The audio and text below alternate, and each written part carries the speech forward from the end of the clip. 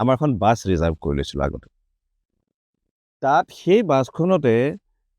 চাউণ্ডৰ স্পীকাৰো থাকে সেই বাছখনত কেইটামান চিট আমি ওলোটাই ফিট কৰি যাতে বিচনা এখন ডাঙৰ প্লাইউড এখন পাৰি তাৰ ওপৰত তুলি পাৰি বিচনা পাৰি লওঁ আৰু তাতে অসমৰ বিহুৰ ছিজনত মানে অসমৰ উধৰ পৰা মুধলৈকে ঘূৰি ফুৰা বুলি কয় যে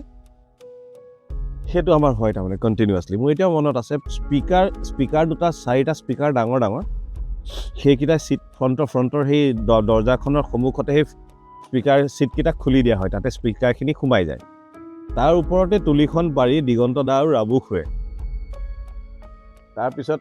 তাৰপিছত পিছফালে যিকেইটা আমি ওলোটাই ল'লোঁ এক পাৰি এক ৰ' চিট আমি উল্টাই দিওঁ তাৰমানে ৰিভাৰ্চ কৰি দিওঁ পিছফালৰটো আগফালটো পিছফাল কৰাই দিওঁ তেতিয়া কি আমাৰ ধুনীয়া ডাঙৰ প্লাইউড এখন সোমাই যায় দুখন আছিলে পাহৰিলোঁ এতিয়া তাত আমি তুলি পাৰি মই ডনি গল্ডি আৰু দুদুল আমি চাৰিটা শুওঁ পিছফালে আৰু কোনোবা থাকে তেতিয়া আমাৰ জয়ন্ত আছিলে জয়ন্ত বৰদলৈ প্ৰথম আমাৰ মেনেজাৰ